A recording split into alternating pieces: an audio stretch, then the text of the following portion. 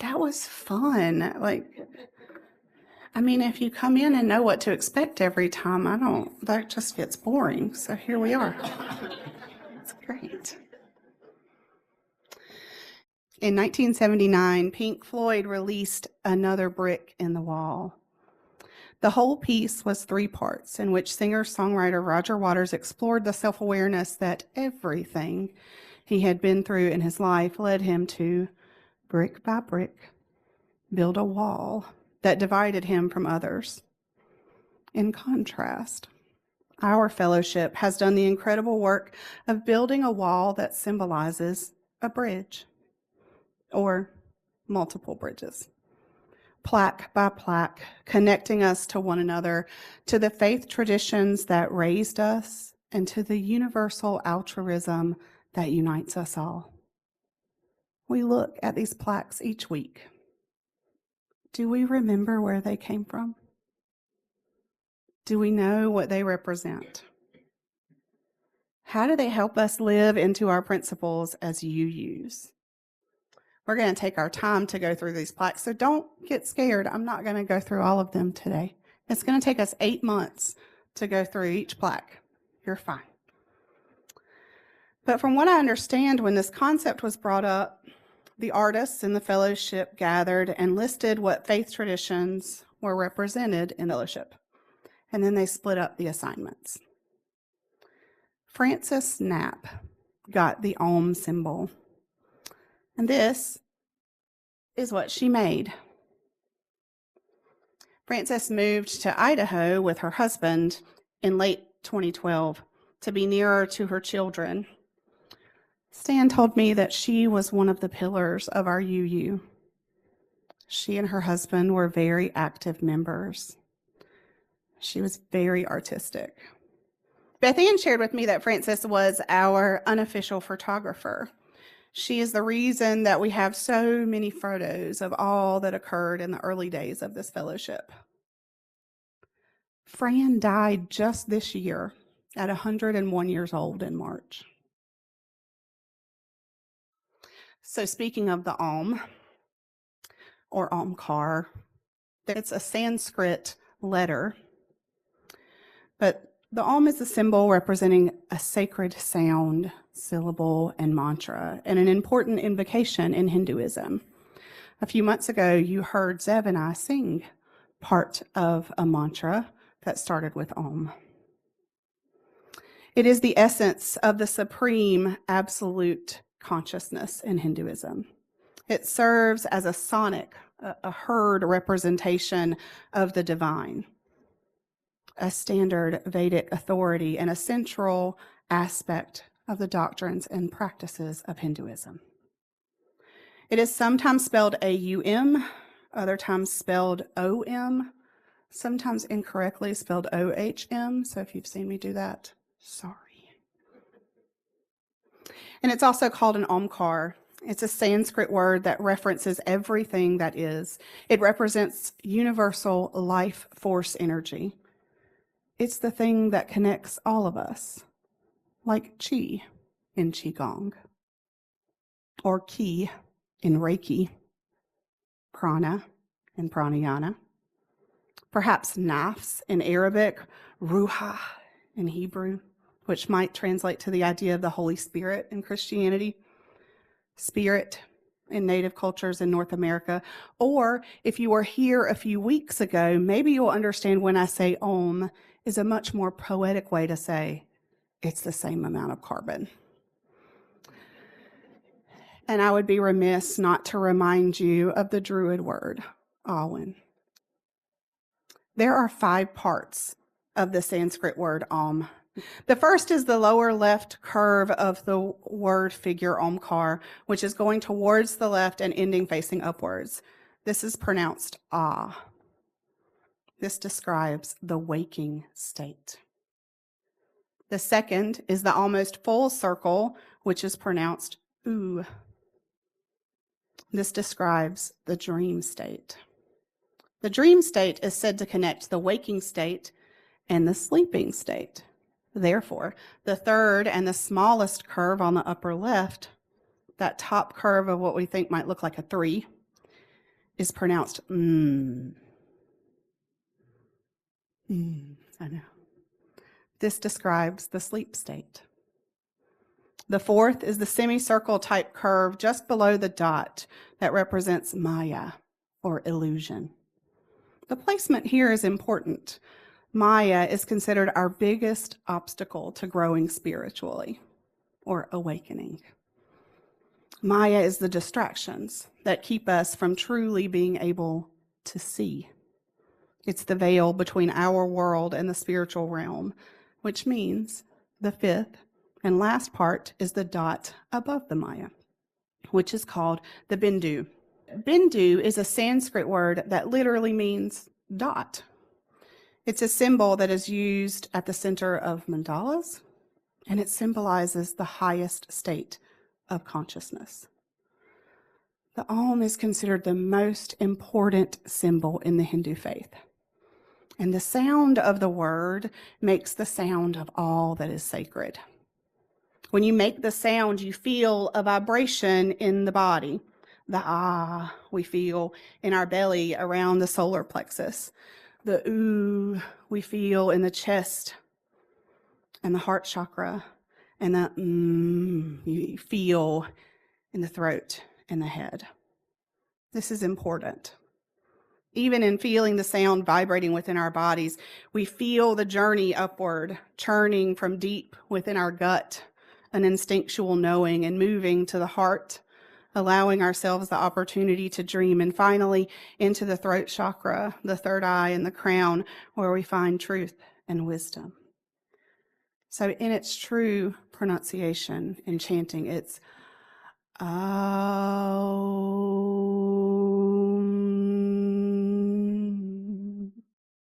Will you do that with me? Aum.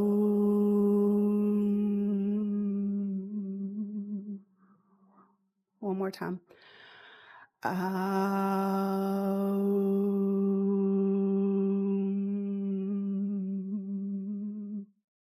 Do you feel that? Do you feel the vibration move? Last week, we learned an overview of Hinduism. Today, we learn more about Krishna. Our gathering video shared a children's version of the birth of Krishna. And maybe, some aspects of that story sounded familiar. Tomorrow, 8/26, Hindus will celebrate Krishna's birthday and what Krishna meant to the world, what that event meant to the world. Maybe Kamsa reminded you of King Herod and his determination to kill all the babies. Maybe a god being born into the world of a human mother reminds you of something you've heard before. Maybe the water parting for someone to walk on dry land sounded familiar. Maybe the baby in a basket or a cousin that was pregnant at the same time. I mean, it's not exactly the same recipe, but we're not comparing apples to oranges here. It's like Red Delicious and Gala, right? And honestly, what matters is that there are lessons to be learned from the story. And the general lesson that we can learn from Krishna's birth is that evil does not always win. That if we persist, evil will eventually be defeated. Krishna is a symbol of hope in despair. Krishna is known as the god of compassion, protection, and love. He was the 8th incarnation of the Hindu god Vishnu. Vishnu is known as the god of perseverance, who protects civilization. He's also called an avatar of Vishnu. Did y'all see that movie? Yeah. Okay. They were blue for a reason. Krishna is brought into a world that felt dangerous and scary, with an uncertain future. Not entirely unlike the world we live in today. Well, you ask, why was he blue? That's a great question I would love to tell you. The Bhagavad Gita describes him as being the color of a storm cloud. He wasn't really blue. but very dark complected. Many of the Hindu gods are represented with a blue aura as a sign of their divinity. The stories of Krishna were around long before colonialism killed more than 100 million Indians in 40 years up until the 1920s. That same colonialism still impacts race relations in India today, with lighter-skinned people of the same heritage having a different level of privilege, and people with darker skin being called slurs and experiencing discrimination. But Krishna had deep, dark skin in his first depictions, being called Shyama Sundara, meaning dark and beautiful one. To me, this dark complexion is almost indigo. I've seen people with this complexion, and they do almost seem to glow, as some say Krishna had a blue aura around him. We have a lot of really poetic language around darkness meaning bad and light meaning good.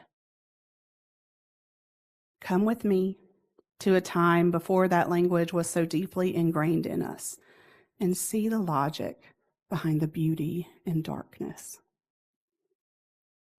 Black attracts everything. Dog owners, witness me right now. Black attracts everything, right? All of the hair, all of the warmth, right? If you've ever sat on dark leather seats in your car or touched your dark colored steering wheel after your car has been sitting on a warm day, you know what I mean. There is an overarching idea that Krishna attracts everything and welcomes it. Krishna is said to be so attractive that he pulls all to him, no matter who they are, no matter where they're from, no matter where they are on their spiritual journey. He expects nothing from them. He offers a look, a stare, a vision of compassion so deep that it sets people free. In one story, young Krishna, a little mischievous, was caught feeding butter to a cat. That sounds like something my kid would do. Definitely. And his stepmother, the one who raised him because he was switched at birth, remember, his stepmother tried to tie him up, but the cords were too short. The others that were there witnessing laughed at her attempt to tie Krishna up. He's wiggly and she wasn't doing a very good job trying to put him in timeout. And so little Krishna sees this sadness, this embarrassment that his stepmother was experiencing, and he allowed her to tie him up. He got still, and the rope was magically longer. And the rope in the story symbolizes Krishna's connection to his followers, allowing himself to be connected to all, those who believe, maybe even those who don't. In another story, he freed the women who were slaves who'd been held as concubines and secondary wives. However, after the women were freed, being in a caste system, the women's families had disowned them, and they risked starving to death. And so he married all of them so that they would have food and be able to survive. The story says over 16,000 wives he took on in that story. I don't know how my husband handles just me. That's compassion. So Krishna drew everything into him, and as he encountered everything, he met it not with judgment or harshness, but compassion. And at the very heart of who he is that darkness. In art, black is a combination of all colors. I know, black's not a color, it's a shade, etc. Come with me. In art, black is a combination of all colors. But in nature, black is the absence of light. Sometimes darkness can be a cloak of protection. Krishna was seen as the vanquisher of demons. You see, in order for any color to be seen at all, there must be light. So the color's ability to be seen at all is dependent upon light. But black isn't like that. Black doesn't depend on light to be seen. In that way, Krishna is a god who doesn't need anything else in order to exist. Like the deep black soil offers nourishment to the seed, Krishna offers love to all the world. Like the inky black sky gives us a sense of all in its vast expansion, Krishna's protection warms the soul and inspires us to live with courage. In one story, many were dying on a battlefield, and Krishna uses the avatar of a chariot driver. As he enters the field, he greets each soul that has died on the battlefield and offers them peace in their transition to the next life. Hinduism is dualistic, and those that died according to their faith would be reincarnated and carry the karmic debt of their current life with them. So in the story, Krishna offers protection to the souls that died in battle so that they wouldn't suffer in the next life.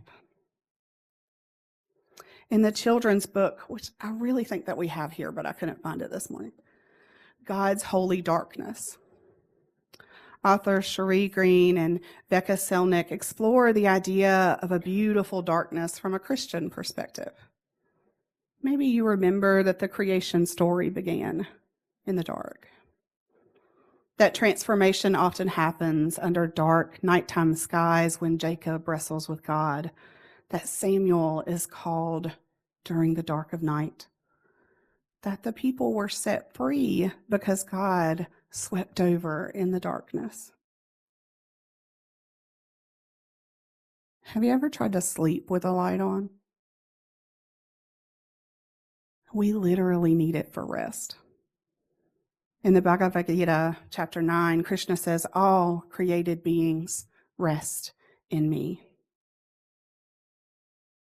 I wonder what resting in Krishna in that level of compassion and protection would inspire within us.